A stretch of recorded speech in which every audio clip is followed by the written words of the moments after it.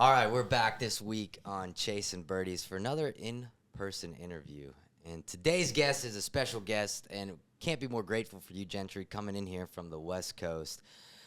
Gentry Humphrey is joining us here today on Chasing Birdies, and businessman, entrepreneur, works closely with Michael Jordan for the Jordan Golf brand, and also started a shoe line, Code by Gentry. Really cool. You know, even in a short period of time, just getting to know you. I mean, the vibe's awesome. You're really a really good human being. And thank you for coming on today's show of Chasing Birdies.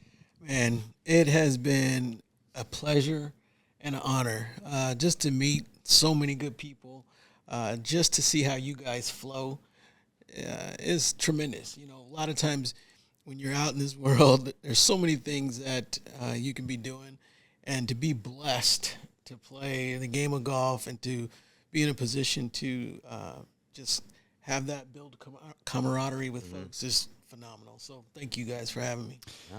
I got to be honest, whenever you sent where you were flying from, Ontario, CA, I'm like, my man's coming from Ontario, Canada. And I travel a lot, but it wasn't there. I was looking at Ontario, Canada flights, boys. Yeah. Oh, that's funny. And it was Ontario, California. So you're kind of, you live in California.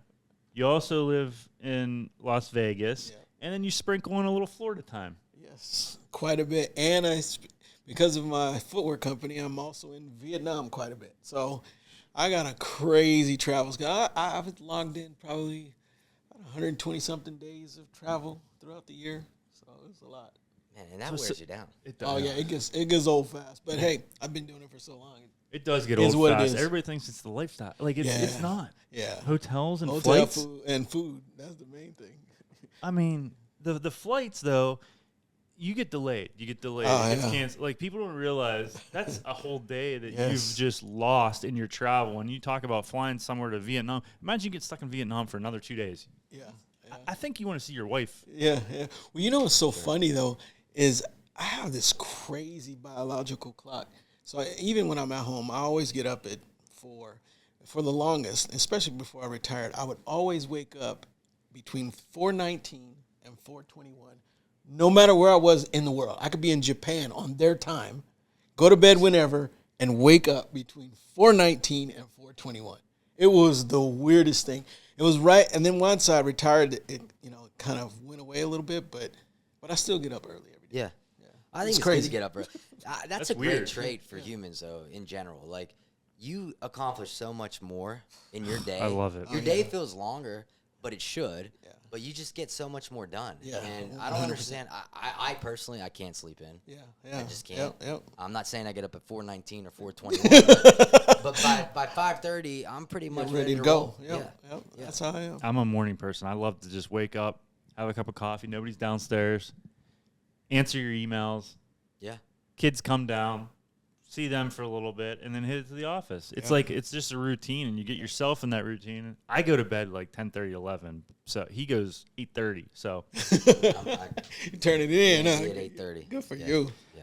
So yeah, I mean, so to your career, you worked for Nike for 30 plus years, and nowadays for people to stay at one organization for that long it's unheard of. Yeah.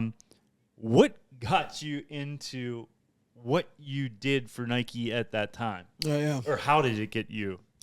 How did I get there? Well, it's really interesting. I am a huge basketball fan. You couldn't tell me coming out of high school that I was not going to be the next Spud Webb. Like, I was that guy. Didn't get any major Division I offers coming out of high school. So I ended up going to I had a bunch of Division IIs, but I was like, I can't get to the league from Division II. So I ended up going to a junior college and started to play there. And that summer, Coach ended up recruiting this huge guy who ultimately ended up being where we changed our entire offense to go around this guy. So instead of a running gun offense that the team had, shoot the three, we would walk the ball up court, throw it in the big, and let him go for 40 every game. So I was like, okay. You weren't the big? No, I was not the big. So I was like, I better get a new hobby and a new career path. And so I was always into kind of the fashion world, and I ended up working for Nordstrom, the retailer. Oh yeah. And my parents had always told me, like, whatever you do, you be the best that you can be, and everything will take care of itself. So I just took that mentality. I started as a stock person. I did, you walked into my section of the stock room, it looked like wallpaper. It was so perfect. They ended up moving me up to a sales position. I became the number one salesperson. That led me to be a buyer for the store. Oh, wow. So I became the number one buyer. Did a lot of things, changed the whole format, introduced the athletic format footwear for Nordstrom, and Nike came to me at that point, and they recruited me from there. And then from there was, I did a lot of things in Jordan. I'm in Nike basketball, but then myself and 3 other gentlemen went to Phil Knight's office to start. Asked him to start the Jordan brand. So real quick, Wow. So when you were a buyer with Nordstrom, you were obviously buying off of Nike, and you developed a relationship there with Nike's whole, seller. Mm-hmm. What do you feel like was the reason that Nike came to you and was like, "You're our guy"? It's kind of easy because I'm such a basketball guy. They would come in and I would do just really weird things that people were unheard of, but it led to success in the business. And the rep that would come in, who actually ultimately ended up being the president at one time, but he had come in and he would sit down and show me the line. And I already knew about the line before he even pulled things out. I'm like, hey, you left out whatever. And he's like, dang, this guy would, But then as a buyer, you only had so many dollars to buy, the product that you're bringing in. And so I would do just crazy things. So like one time we had this basketball shoe that they were introducing in a limited collection, and it had these crazy neon colors that I thought were really cool. But I had used up most of my open to buy spend to get them. So I wanted to have a great presentation on the floor. So I took one colorway, bought them all in half sizes, and the other colorway, bought them all in whole sizes, knowing that consumers, if they loved them that much, they'll rock a half pair up or down if they didn't have their exact size. But the presentation was immaculate, and then, folks ended up making the purchase of the product. So just doing unconventional things. Yeah. That's interesting to take that they'll buy it regardless, even if it's a little bigger, a little smaller, to get it. Yeah, if they like it. Yeah. That's pretty Oh, sick. yeah. Oh, if it's hot, hey, they'll 2 socks, take the sock liner out. If it's too tight, there's ways to get around it if you like it that much. I definitely have that situation happening sometimes, because there are shoes that these might even be, I don't know what size these are specifically, but these are 8.5s. But there are some shoes that I can only get a 9, and I can squeeze into a 9. It's not like it's that big. But other times, if I have to have an 8.5, it's like, well, shoot, I can only get an 8. Now that becomes a little bit of a tougher things, but going up a half sometimes, and it makes me feel a little better. I mean, 5'6", I'm rocking a 9, like, let's go. You know what I'm saying? I like that. Yeah, I know you like that too. Hey, man. Hey. Instead of rocking a 9. So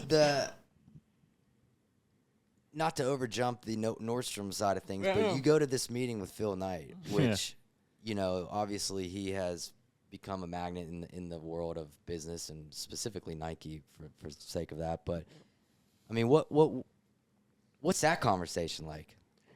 You know what? That man is so smart.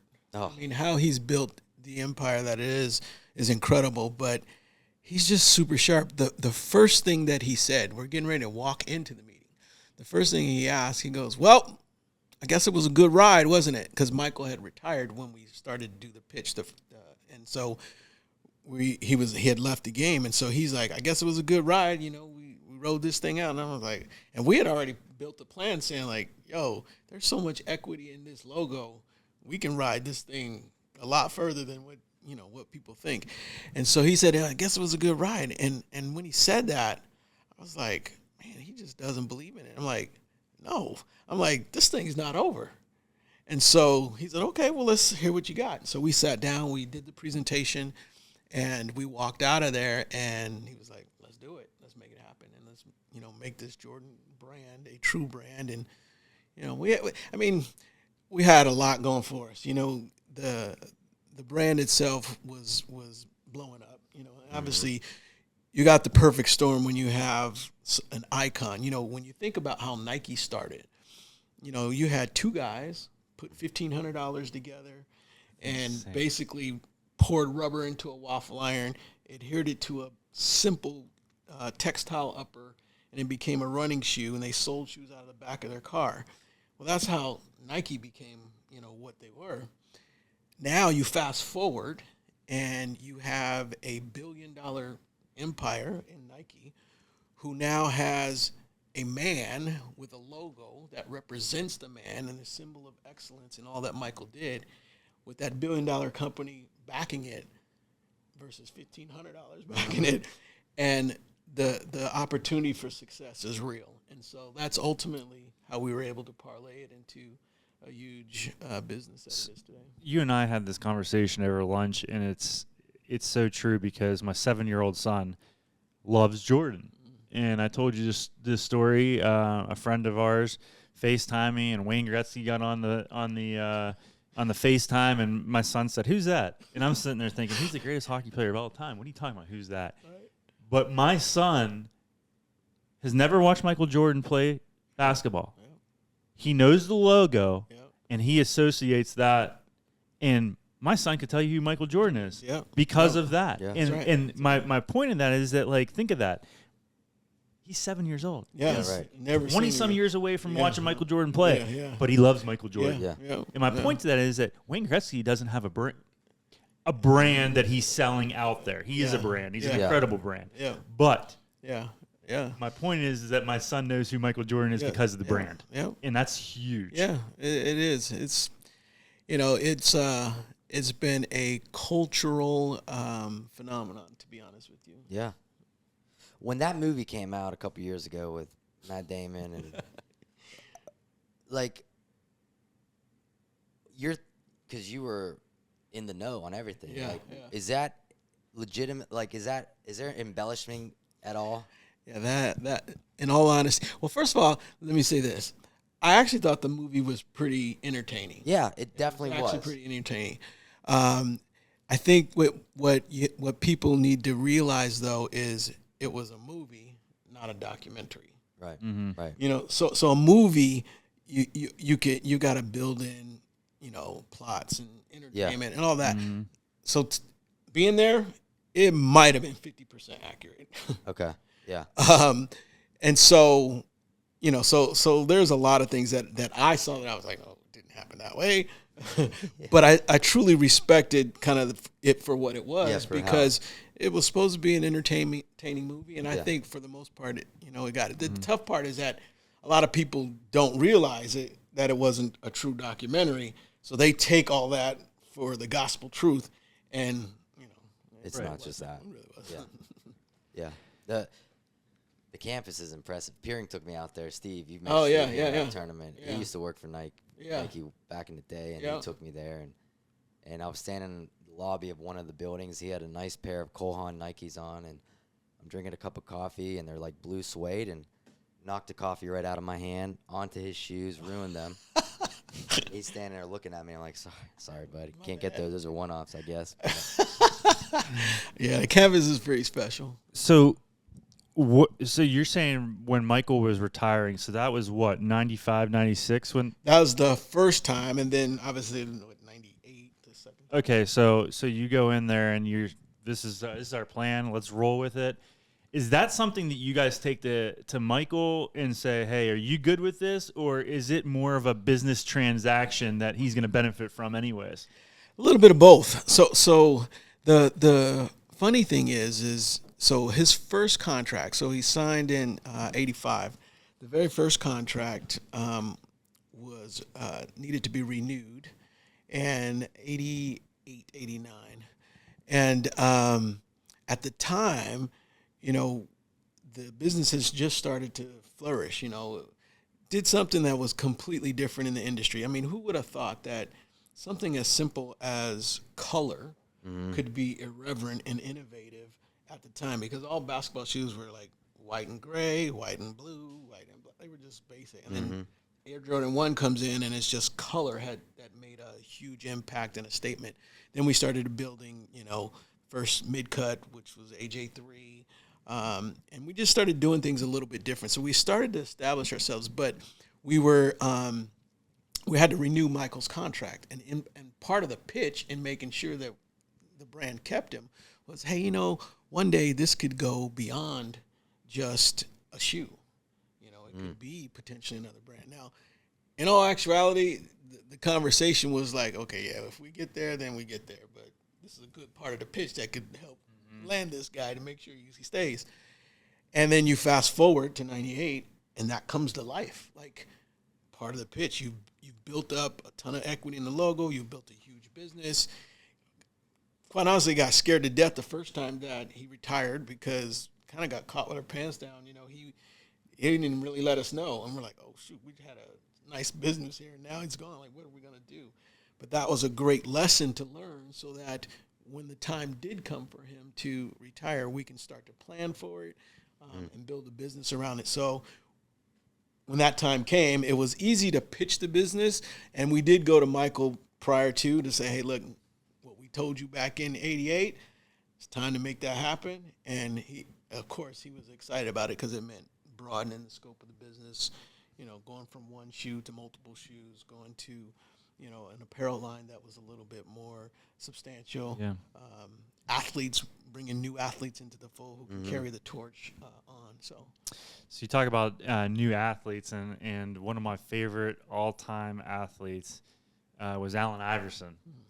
And I loved Allen Iverson at Georgetown. He wore those patent leather black AJ11s with the white leather and the black patent leather. Was there ever a point that you guys are like, this is our guy? Like, this is the next guy?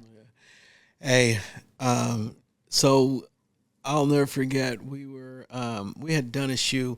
I mean, Allen was such a great, first of all, he's a phenomenal athlete. I think he gets short-sighted in the conversation of great basketball players. I mean, pound for pound, inch for inch, man, he could be one of the best to ever do it. He was a beast. And he was so exciting. One might argue he was kind of like the Michael Jordan of Division I basketball at that time, So to have him and have the team at Georgetown rocking, the product that we had created was phenomenal because, if you look at his generation and how he was basically representing the hip hop era, like it was a perfect way to transition the brand. So having him in the product at Georgetown was huge. And, his nickname was Bubba Chuck. And we used to have, we created this shoe that was a spinoff of the Air Jordan 11 called a Bubba Chuck. And so we went in and pitched him on this shoe at the time. And ultimately, the shoe was dope. And we didn't end up, he actually ended up obviously going to Reebok. The money kind of took him that way. That gets in the way of sometimes. Sometimes, yeah. Although I still think long term, what we could have done with him, I think could have been huge. But hey, who knows? But yeah. So we ended up losing him to Reebok. But I think back then, what was so great about the brand, like when our backs were against the wall, like you had to watch out because we were going to come out swinging. So we might have lost out on a good one, but it just made us stronger to kind of create hotter stuff and go after the next guy and continue to do what we do. You told me a hilarious story about your first meeting with Michael Jordan. Yeah. And you feel like that's part of the reason why you guys are so tight right now is because, we had conversations about not putting these people on pedestals. Right. They don't want that. Yeah. And when you treat them and you give them a little bit, they all right, I could roll with you on that. So your first meeting with Michael Jordan. Yeah, it was crazy. So, in my opinion, he is the greatest to ever play the game. And so when I was put to the task of presenting his brand to him and taking the lead on it. The first meeting that we had, he used to do a basketball camp in Santa Barbara, California for kids. And it was an overnight camp. Kids would come and he'd do his whole thing. And so they stayed at this hotel. And back then, computers were like, they weighed freaking hundreds of pounds, And then we had all these samples that I was going to show Michael so that he could see the line that we had created in the whole nine.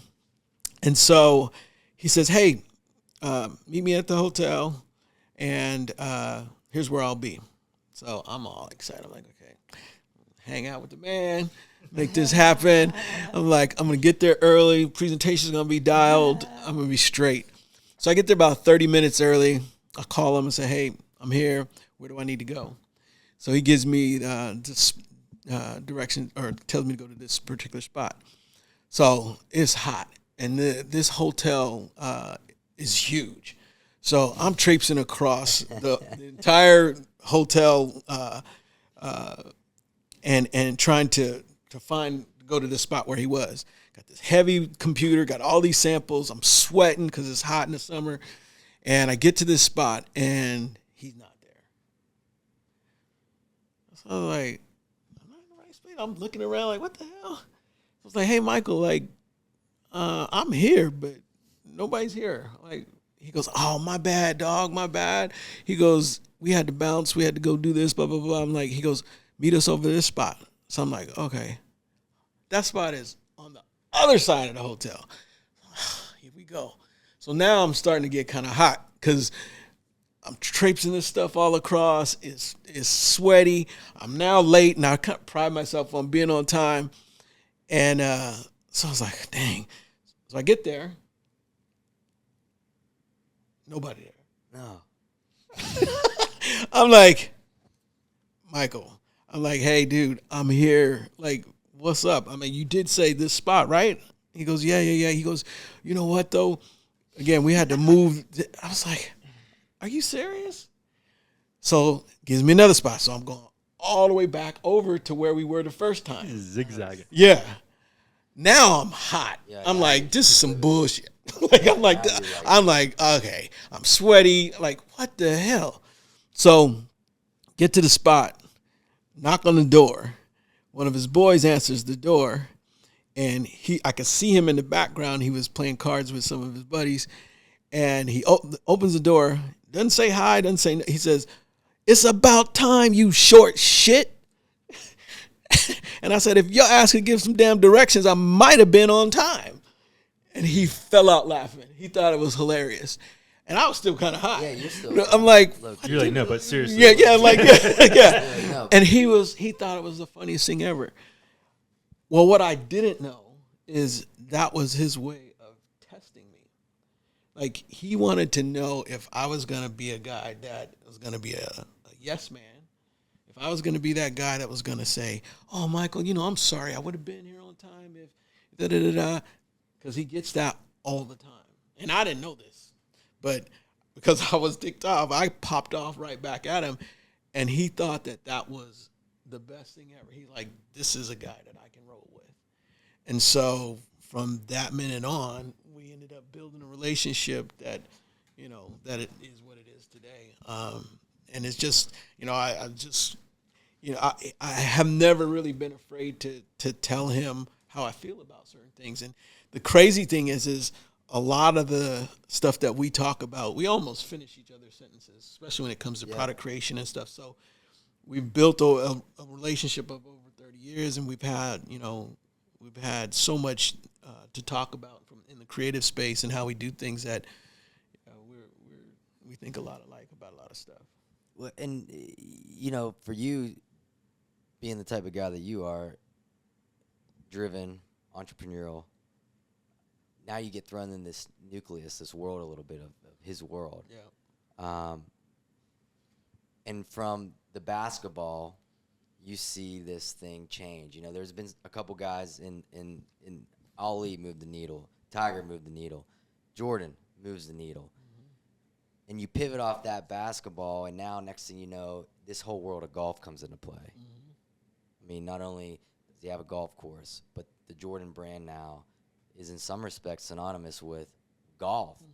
So for you as a visionary, being the guy that you are, what's your forecast or future look like to grow that brand even further into the game of golf? Yeah. I think the cool thing about the golf portion of it is that you retired from Nike. He started Code by Gentry. Yeah. And Jordan specifically is saying, Yeah. I want my guy to run the golf side. Yeah. I think that's so neat that that shows your relationship. Yeah. Trusting. Yeah. Well, and that's a good pivot because I was going to ask you about your brand naturally. As I mentioned earlier, Code by Gentry. So, kind of a two-part thing to just kind of harp on a little bit. Your brand specifically, and then what you see the future for the golf business with respect to the Jordan brand. Yeah. So first off, again, to your point, I was honored in a way, because when I made the decision to retire from the brand, I really wanted to do some things that, in my opinion, is about paying it forward to the next level of creative talent that's out there. So, when I was knee deep into running the Jordan business, we would do collaborations with, known designers and artists and, fashion folks. And what I noticed was that we would talk to a lot of people and people that were well known, but the reality of it is the creativity that a lot of those folks were bringing weren't as strong as some of these unknown folks that were out there. And so when it was time for me to start what I was going to do with my own brand, that was the impetus for me to do something different, was to look at these other entities that are out there that we never, ever get a shot at doing a collaboration and try to make some things happen. So on the golf side, folks like the East Side Golf guys. Oh, yeah. So those guys, they came, I met them through Chris Paul and Chris Paul's brother, CJ, and I felt like it was a great opportunity to give some young gentlemen who had a business moxie to them, who had a lot of the similar thinkings that we thought about the Jordan brand, trying to, evolve it to just not just a performance brand, but to a lifestyle brand as well. And so those guys were doing some things. And so I sat down with MJ and said, hey, look, it'd be great to kind of give these guys a leg up and get them started.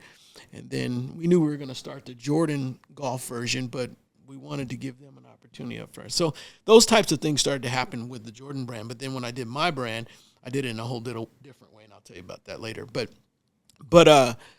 so the in starting it and where I sat down with Michael, he basically said, when I told him I was going to retire, he's like, well, if through your consulting firm, if we can work it out where you run with Jordan Golf and take it to the next level, are you in? And so we talked about what it could mean, what it could be. And of course, I love golf. I love the brand. He trusted me with the brand because at one point in my career, I left the Jordan group. I went to work on the Nike side. I did some things in the Nike sportswear side and helped build that Air Force One business back up and foam posits and all that. Then I moved over to Nike Golf. And because Michael had interest in golf at that time, but no one on the Jordan side really knew anything about golf, he said, gee, why don't you run golf, Jordan Golf, through the Nike side while I was over there? And so I started that. I kicked that off. And so we started, that's when you started to see some of the projects start to come to retail. We did it in small. We started off and Michael was a part of 50 green grass, country clubs. We started in those, gave them an opportunity to buy them, and then it started to, blow up from there. But when he came to me after I retired and basically said, would you want to do this? It was a no-brainer for me just because of my love for both the game and the brand. Mm-hmm. And so we talked about the vision of what it could be. And then I fell in love with it even more because we have a very different position than most golf brands.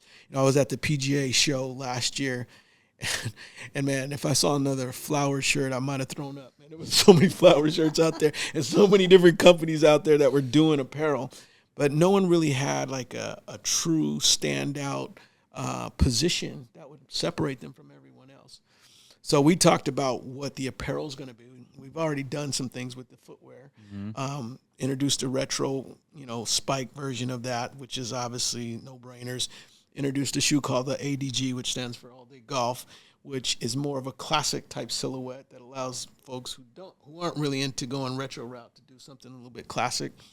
And then next year you're going to see a crazy shoe. We built a shoe truly from an innovative standpoint that actually it is tested and is proven by professional athletes as well as up-and-coming young superstars at the college level to actually increase club head speed, which obviously leads to a little more distance. I thought you were going to say height.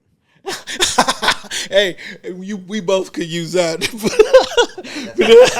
No, but You'll be wearing 9s and looking taller, bud. So there's going to Swing be speed. So it actually works on stability and rotational torque, and it's proven, and it gives you more club head speed, and so it adds to more distance. So and that's on the footwear side, and then on the apparel side, like I think people will be blown away when we launch what we're going to do on the apparel side. That's what I'm kind of itching to see that Jordan Golf apparel side of things pop off, because there's stuff, but I think there's gonna be a lot more. That's exciting for you guys as a company, as a brand, because Jordan is not just a basketball brand. That's right. It's a lifestyle brand. That's right. And people's lifestyles are on the golf course. And I know that you guys even did a Roger Federer tennis shoe. And so you guys can go any which way. And guess what? People are going to listen when you talk. Well, and the great thing is it's authentic, because Michael plays 36 damn near every day. Well, we can tell your experience. So, I mean, it's who he is, and it's his love. And so we still ground everything that we do, in authentic MJ, as well as the game. I love that. I want to get back into the golf thing, because we're going to have so much to talk about with golf. But how did you come up when you left Nike? You obviously sat there, and you probably one day you were like, I'm so bored right now, right? And at some point. And Code by Gentry started. You obviously have a love for fashion and footwear. How did this all start? Well, being in the position you were in, some people are like, "What are you doing?" Like, just enjoy the ride. But like he said, you're an entrepreneur. The itch is there. It's funny because I used to say, man, I'm the most overworked retired guy in the world. and I've quickly realized it wasn't really a retirement. It was more of a transition. And so, again, I hinted to it a little bit. Like, for me, honestly, like, what I've been known for is, bringing retro to the culture. And we call it basketball culture, which usually incorporates music, art, fashion, and sport. When you bring those four things together and you have a cultural experience, Jordan has been a huge part of that. And so me, sitting down and working on the first retros and, running the business and making sure there was an opportunity to bring those back the right way and tell new stories so that people could appreciate those stories. That was the past. After I retired, someone reached out to me to do a book. And I was like, I'm not really into doing a book. I'm like, especially if I got to write it. I'm like, there's so much stuff that I forgot that I just can't. And they said, well, to be honest with you, we don't even really, we think the book is the second part. They want to do a documentary. So I signed a deal with Disney, and they're doing a documentary. It's going to come out next year. That's awesome. But that's sick. So that's going to be pretty cool. But the reason that I really wanted to do it is because I feel like the legacy should move beyond just introducing retros to a culture. And that for me means being able to pay it forward to the next generation. And so that was the main reason I started my brand. So for instance, I used to sit down with athletes, and we would find out what the athlete's into. We'd go through his closet, whether it's MJ or whoever, Kevin Garnett at one time, all the athletes that I've worked with in the past. And we would try to take something from their life and veneer it on a product, tell an authentic story.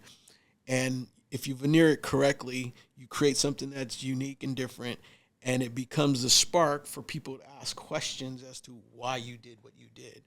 And so we would introduce that. We'd sell the product. The athletes would get royalties against it, and the company would make money, and so everybody was good. Well, I was like, well, why can't that format work for young creatives?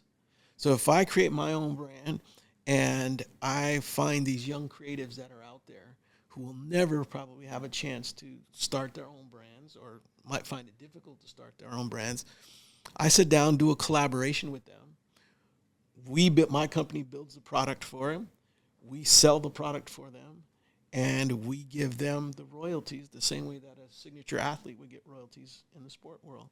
Wow. And so now that individual has a chance to, either start his own company, or if she wants to go to design school, they now can use that as scholarship money to go to design school. And so that was a huge part of why I wanted to start the brand. And I also thought that there was a niche, as much as I love the Air Force Ones and Air Jordan Ones, with the world kind of transitioning, like all these young millennials were moving into this space where, they're graduating from school, they're going to be young professionals, and they got to look a little bit more professional. And so sometimes Air Force Ones and Air Jordan Ones, while everybody's wearing it from a fashion standpoint with a sport coat, sometimes they just don't really work. Yeah. So if I could create a comfortable product that truly worked that way, then to me that's the birth of what code is. And code is really about meeting the dress code in any environment. And so that's why That's what I was gonna. I didn't know if it was an acronym for something. What we like to do is we feel like we can give you the code to any environment. So any of the shoes that we create in our line, you'll see they take on 3 different personalities. One, we can do it in an all-white version, and it'll look like a luxury sneaker. Mm-hmm. But then we can do it in all black, and we change the materials up on it, and you can wear it with a tuxedo. You can dress it up, same shoe. Then we do runway fashion show versions of them. So if we want to, guys going out with his girl or going out into fashion, make a statement, put spikes and crazy colors and crazy materials. So that same shoe can take on 3 different personalities, and that allows that person to be dressed for any of the occasions. And so we're going to look to expand to a women's line probably early next year. We've got some new models coming later part of this year.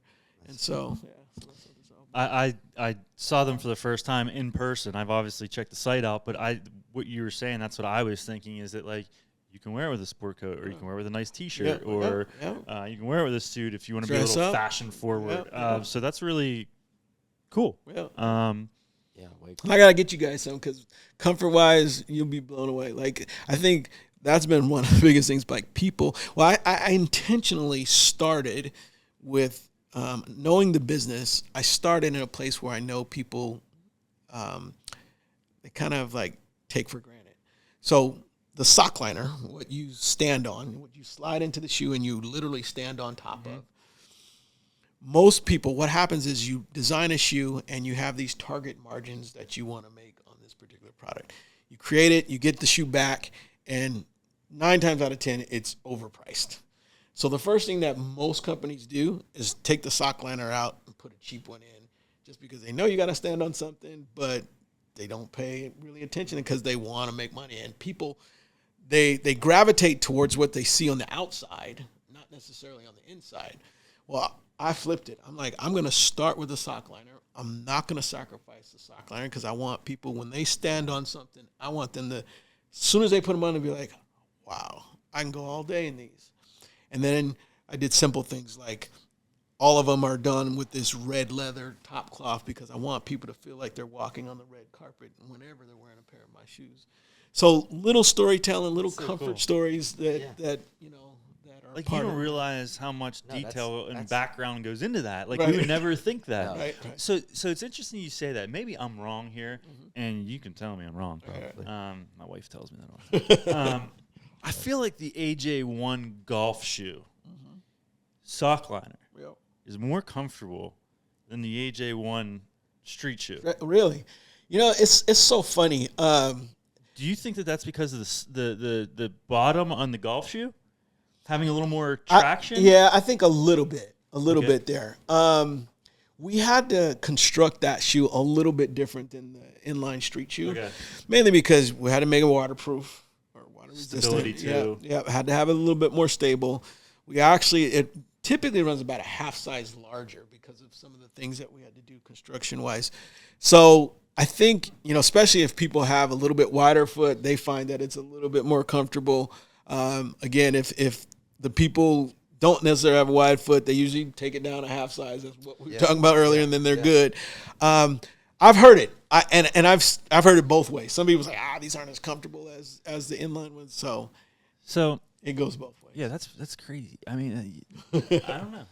But if you're think about it, you're probably walking around in those consistently a lot more than you're walking around in a pair of, you know, True. inline shoes. Like you'll wear them for a little bit, you walk, you'll stop, but you're 4 hours on a golf course. At one point, I did that. Today was Yeah. Yeah, you got stuck. Yeah, you did, buddy. It sucked for you. Yeah. So let me say something, Gentry. These Yep. Watch yourself, bud. the design on these. Yep. I think this is one of my favorite AJ ones that you've done. Yeah, thanks. The double logo, Yeah. patent leather. Yeah. I say Stingray. Yep, that's what it is. The Yep. Stingray. Yep. It's just badass. So where did the inspiration? Where does Gentry flying on an airplane? Come up with this. So what we try to do with what we try to do is every year we take the majors and we try to create something cool around the majors. And this one was a story that was going to be around the Masters. Now, if you know anything about Augusta National, they are like the strictest group of folks to work with. You can't do anything that, if you even do something that's, you know, in those colorways, they're trying to get a piece or fight you on it or whatever.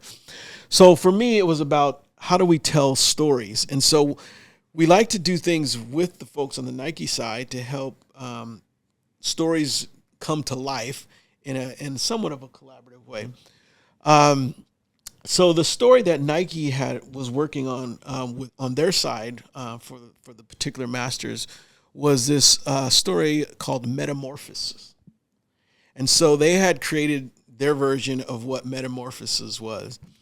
And so I said, okay, well, what I'd like to do is create our version of Metamorphosis, and how it's going to come to play is allowing people to appreciate the past as the past metamorphosizes into the future. So what I did was I took the other shoe that's the complementary shoe to that, which is an Air Jordan 9, and if you think about the traditions of golf and you look at how far the history goes, and if you've ever been to Augusta National, you'll see that they store all the players' old clubs and all that stuff on the facility. Mm-hmm. Well, if you look at some of those clubs, they were all made out of wood back in the day. Yeah. So you had hickory, you had ash, you had all these different woods that made up the other that made up those clubs. So I sat down and talked to these guys that are well known. The couple guys from a company called Happy Life, and they're really good group of guys. They do wood carvings. They love the Jordan brand, and they don't stain the woods that they create. They find these natural woods that actually become the same color as the actual item. So if you did an Air Jordan Chicago color, they would find a wood that is that exact colorway. Wow. And sculpt it into that. And so we sat down and started talking and vibing, had a great vibe. And so they worked with me on on a design of a shoe that was actually, if it were to be made out of wood, what would it look like? So the other shoe, the AJ9, was that brown one. I don't know if you saw the brown one. Yep. Sick. It mimics, it mimics the wood. It looks wood. Yeah, it looks like wood. And we had a lot of details to it, to the sole, to the sock liner. You see all these, wood carvings, the grain, all that stuff. So that represented the traditions of the game. Now, the metamorphosis, or the future, was going to be moving people into a new state, a state that is more athletic, but yet a little more sophisticated and a little more futuristic. And that's how this AJ1 came about, is just taking a sneaker approach that can be worn on the course or off the course, bringing it into the future. You get the iridescent, double swoosh. You get stingray material. I love this. Yeah, so I love that. That became the future. I love that I can wear one shoe. Those are really, great. honest to God, I'm not. Those are. It's great for a left shoe. And I only had to pack one. a guy's about to metamorphose into his Right leg. new golf game with the 2 plates and a couple screws. Yeah. For the first time. How long did it take you to save up for those, buddy? So I'm going to tell a cool story about the AJ9, the Pinehurst edition. I ordered them because I wanted a nice white with gray shoe. Yeah. And so I get them. I order them. I get them, and I'm like, and I open the box. There's this little thing in there. This little, it's like a card. Yeah. And it tells the story of the shoe, Yeah. which I thought was really cool because, I mean, most people probably didn't read it, but I'm a nerd, and I read it. And it basically was talking about the Tobacco Road of Pinehurst. Well, with my family living in Pinehurst in a few months, not my family, my mom and dad. But I'm like, I need these. Yeah. And I start reading it.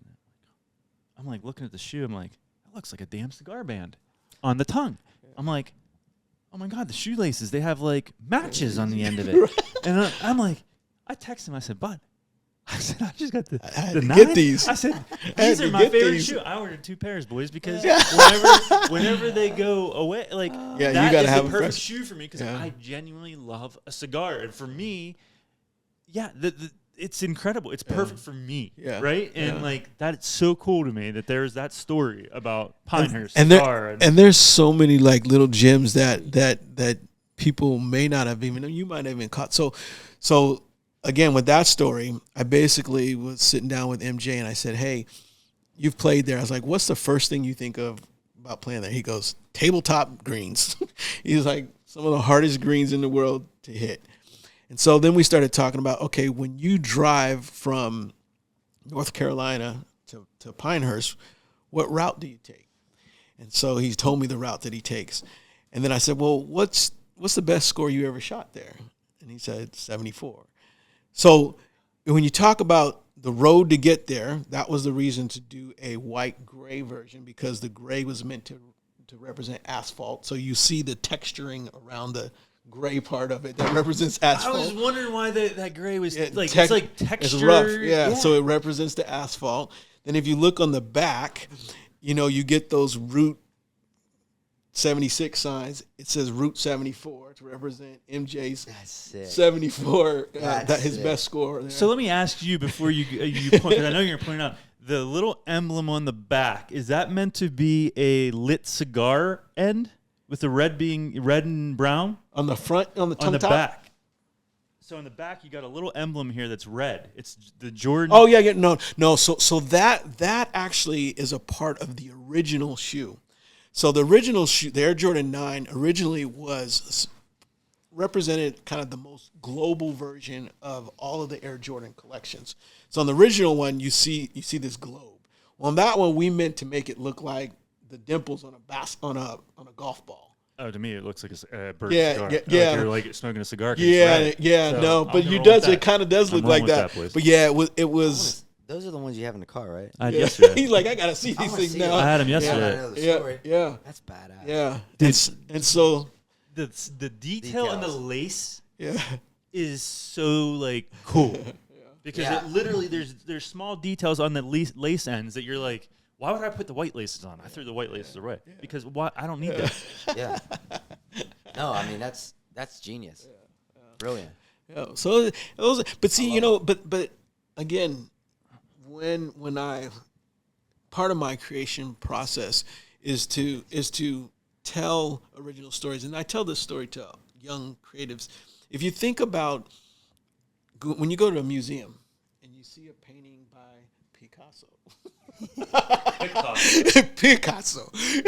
When you see a painting, you look at his artwork and you'll see these crazy geometric shapes, like, geometric shapes all over. You got dark areas, bright areas. You got eyeball over here, eyeball over. Like, just you look at it like, okay, what was this dude smoking? Yeah, where did he get it? Yeah, and it's worth millions.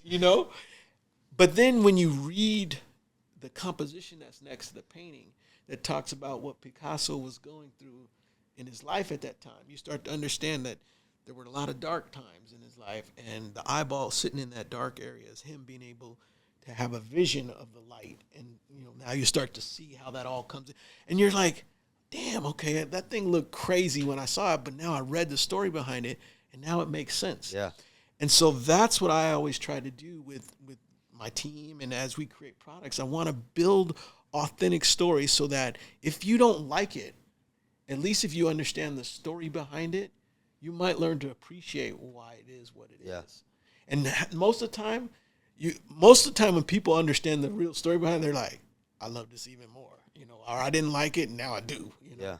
So this is why our podcast is called Chasing Birdies, because everybody's chasing birdies on the golf course like you guys did today. Yeah. You guys. Yeah. But your whole story, even if you did not golf, you're chasing birdies. 100%. Right? You're always 100%. chasing to do the next best thing or whatever. I don't care what you do, but for your last 40 years of you being an entrepreneur, you were chasing birdies. 100%. And so that's why this is what we're doing. And so now that we've gotten your story, we need to talk golf, man. Okay. And we need to know your love of the game, when it started. Did MJ basically force you to play golf?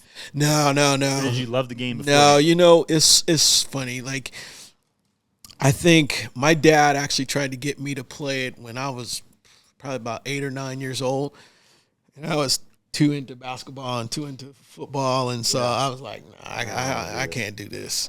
And then, but I picked it up because I played a lot of sports, and so I hit the ball, and I had a decent swing at the time, but I was like, I got other things to work on than this.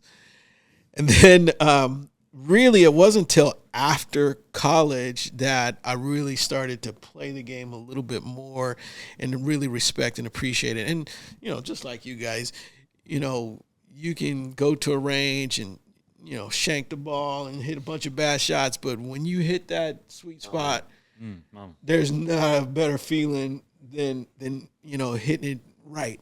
Yeah. And so I got addicted, and the more I started to hit the sweet spot a little more, then I became more and more addicted to it. And so I started playing it after college, and what I quickly learned is that, and this happened for me too, with my father.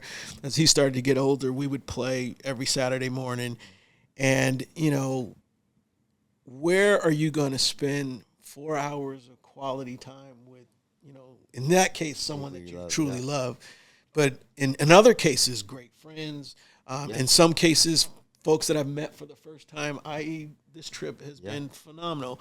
And so typically on the golf course, you're going to meet good people. Yeah. I mean, every now and then you get some knuckleheads out Every there. now and then you get a bad egg.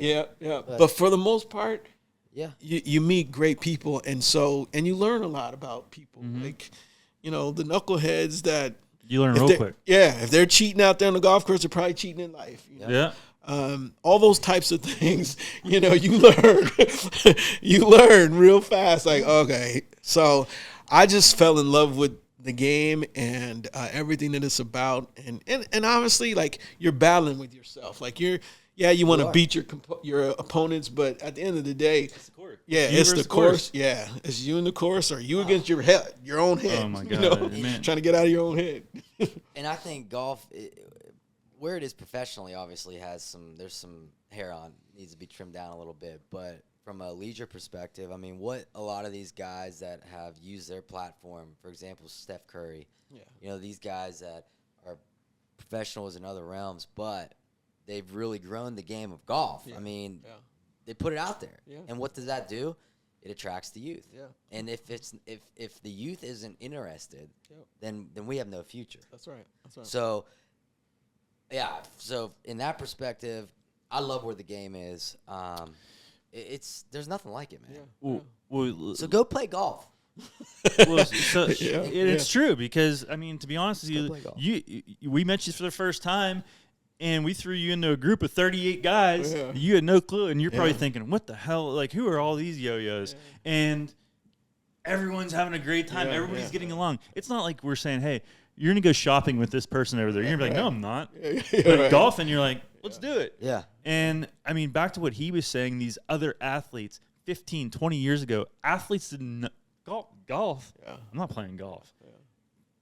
Back to our trip, we've we'll get into the Grove 23, which is the day we're there. You think about the athletes that were there, scattered throughout that, the different sports that they played, and the names that were there, and how God. big they were. I mean, you had me. You, you. yeah, exactly. But you. Doesn't get any bigger than that. Huh? but you look around and you're like, golf is in really good position because of these. Look at all these people from different backgrounds, different sports. They're here playing golf, having the time of their life with their buddies. Yep. But you know what? We got to continue to evolve it because it's such a traditional game that, a lot of folks like fight to fight it. evolve it. And, I give a lot of these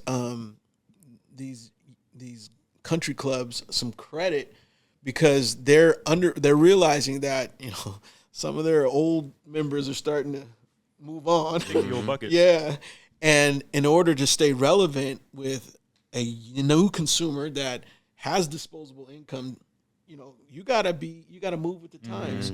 And so that's kind of why the brand is actually, and Jordan is trying to get people to feel like they can represent their authentic selves out on the course. They don't have to, be something that they're really not, And so you got athletes, to your point, that those guys, think about it, like the game is so difficult to master.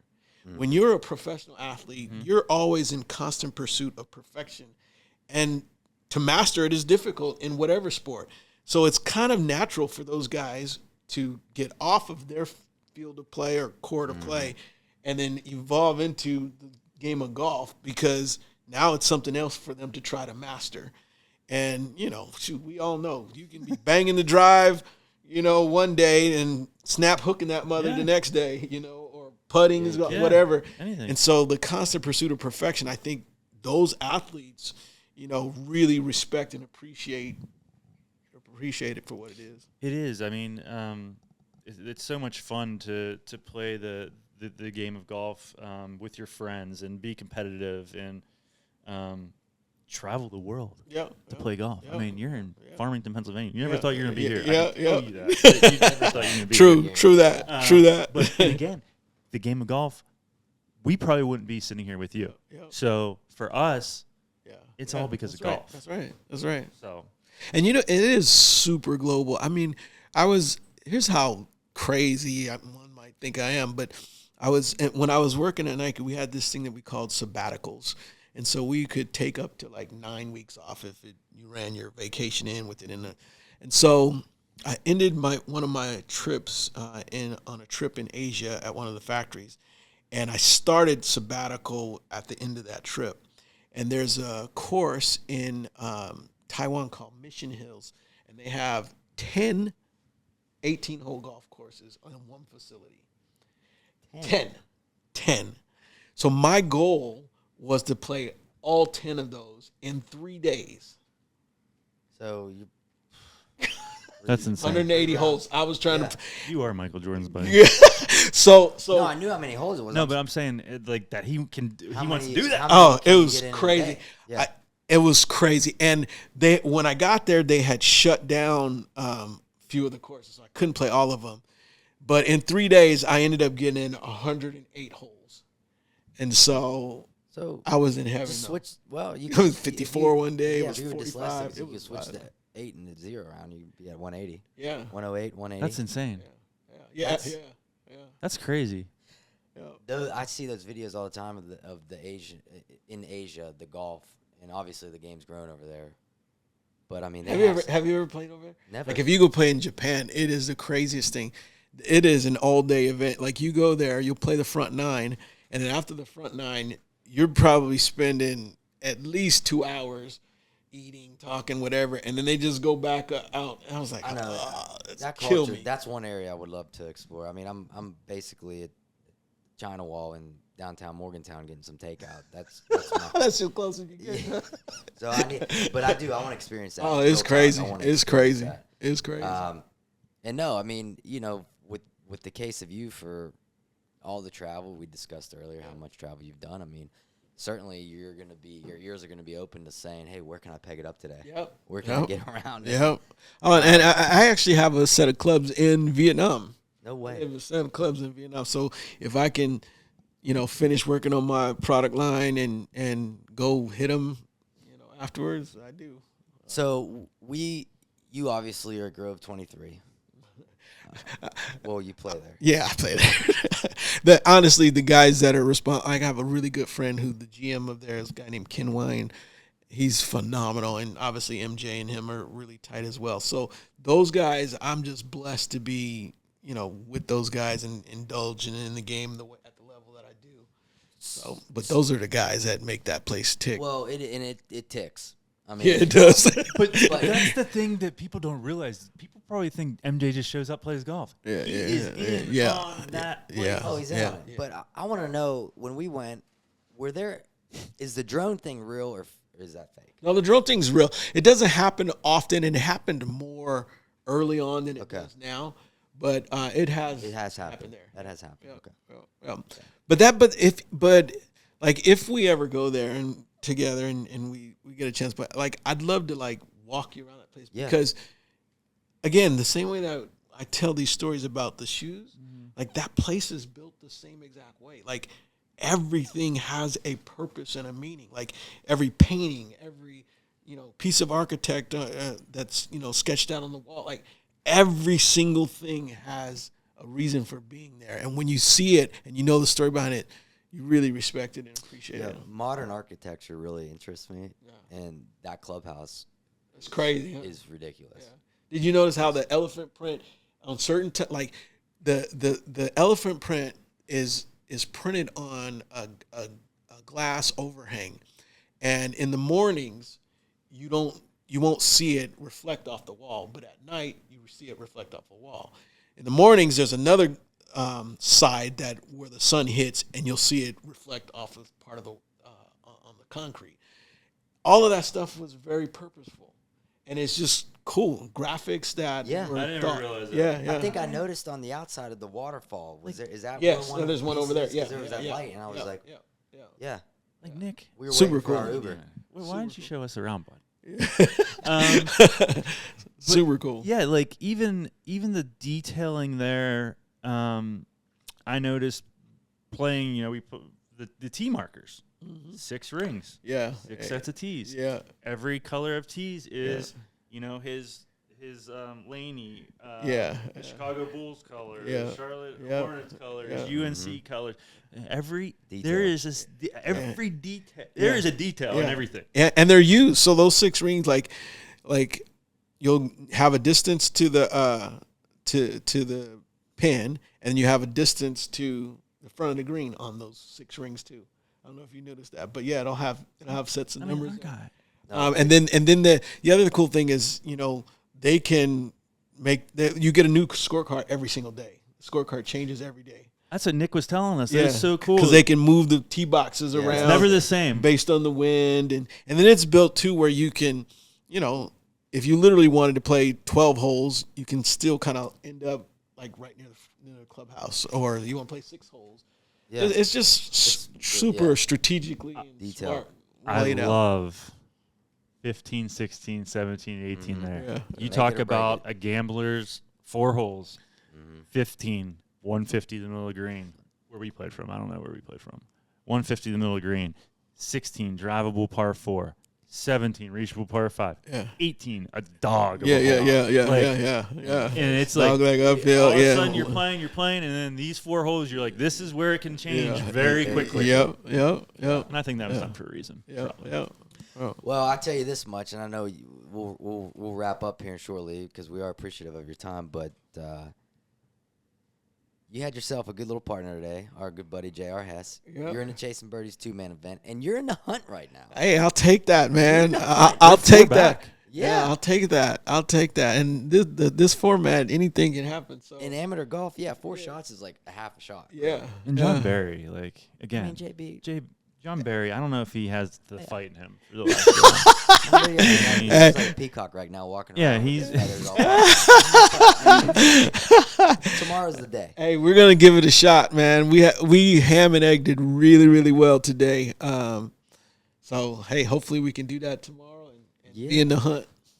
Well, I can't wait to peg it with you one day. Yeah, man. And Let's do it, man. I love it. Like again, as we talked about, this is a great friendship and relationship that won't stop here. Yeah. Yeah. You know, I mean, you guys have been so hospitable. It's been amazing, and I appreciate kind of you guys even just reaching out. And Love it. Well, it was awesome. we appreciate you. And I'm you're really, very welcome. I appreciate you even responding. Well, I'm glad because I don't really do a lot of my social media stuff. I have a person who does all my stuff, and so when she told me about it, I was like, "Yeah, Let's look into let's this. just do this. This sounds Yeah, sounds good." I sent a message. I said, he's never going to answer, but whatever, it's fine. And like 2 hours later, she's like, he's really interested. Can you email us details? I'm like, oh, Here we go. It's So, awesome. Yeah, It's and awesome. like again, Nemacolin, they've been tremendous this week. It's a special place here. It's a little. There it is.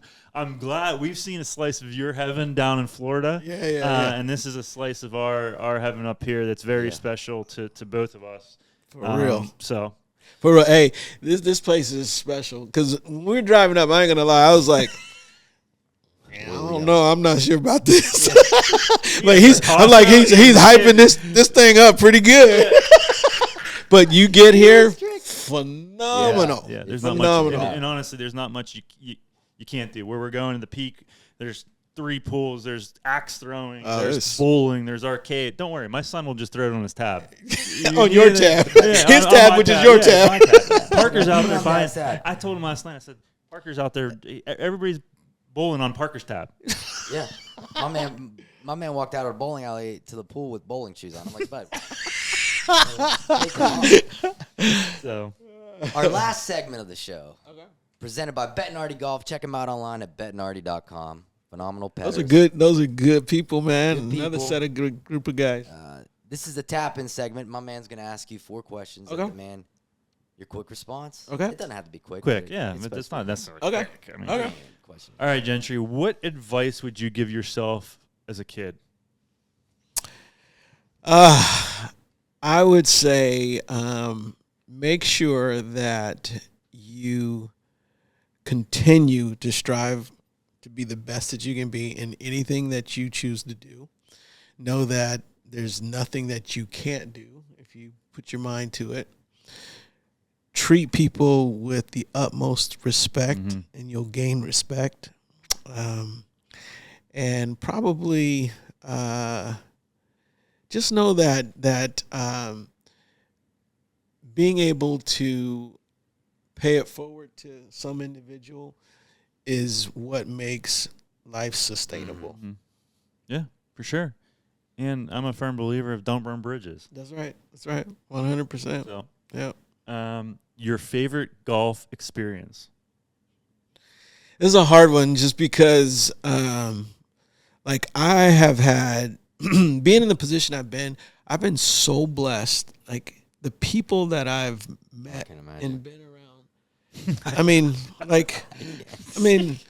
playing golf with with Barack Obama, met Nelson Mandela. I mean, like, Muhammad Ali, like, all these, Tiger Woods, like, all these, like, I have experiences that I couldn't put a price tag on. No. So this is kind of hard for me because, sometimes, like, I mentioned earlier just being able to play golf with my dad for 4 hours. That's super special. But I've also had probably an ultimate foursome with, I'm in a meeting with Michael. He says, hey, let's go play.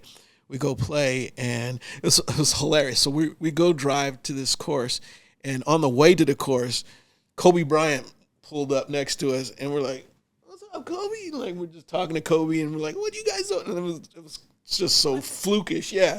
And so he gets the light, and he goes a certain way. We go our own way. We get to the course, and I didn't know who we were playing with. And when we get there, we're playing with Tiger and John Cook. So it was me, MJ, Tiger, and John Cook, in a foursome. And What? yeah, so we're playing the back nine first, and there's this hard dog leg left, and right in the kind of the center of the dog leg, there's this huge house. So I hadn't played there, and so I asked Tiger, I was like, hey, like, where am I going? He goes, well, it's a hard dog leg left. He goes, if you see that trap out there, if you hit towards that trap, and you're right behind the trap, you'll have like 120, 130 in. I'm like, okay. So I go and I hit. He gets up, and he hits it over the house, over the corner of the dog leg. I was like, where is that? He goes, we get to the green. He's like 15 feet from the pin. I was like, this is ridiculous. And he ends up shooting 59 that day, and he double bogeyed the 18th hole. No way. Yeah. It was crazy, and I've seen him do stuff like just ridiculous. Like, we're on the range, and he throws the ball up. He throws he's got like a handful of balls, like 6, 7 balls. Throws them up in the air. They all land. I'm like, what are you doing? He's like, well, the goal is to make this pattern of these 6, 7 balls, the way they sit here, I need them to sit around that pin that's at 130 in the exact same pattern. Freaking from when he did it, from what I could tell, and I was 130 yards away, it looked almost identical. That's insane. But he could do that. He would.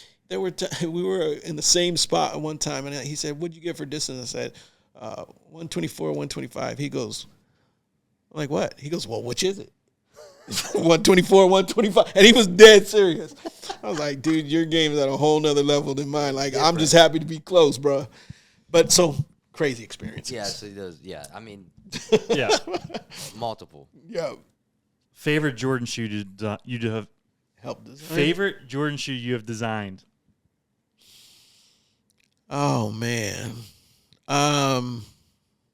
This is a hard one too, because the pressure of continuing the legacy of the Air Jordan shoe was always tremendous. Yeah. Like, there's no more pressure than that, because you got all eyes on you.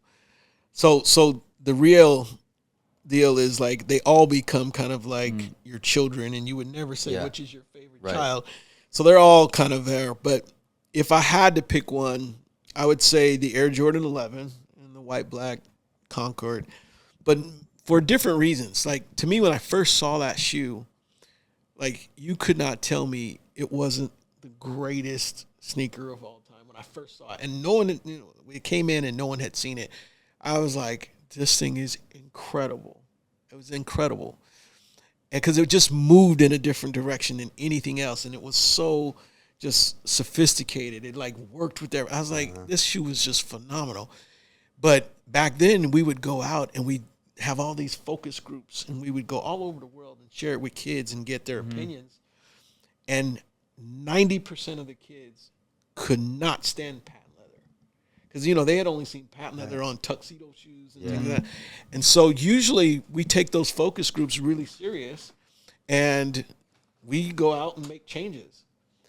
We sat down, and with 90% of the people saying take it off, it could have been the first shoe that, it could have never happened. We stuck to our guns. Michael loved it. Michael actually wanted to put patent leather on the 9s way back in the day. Then he retired, and the 10s went. And so we came back to it on the 11. And it has a really functional purpose that is meaningful from a performance standpoint. But because we stuck to our guns, and now it's the all-time sneaker of all time, that's why it's more my favorite shoe. That's so cool. That's a good story behind that. Last question. Yep. What are you chasing?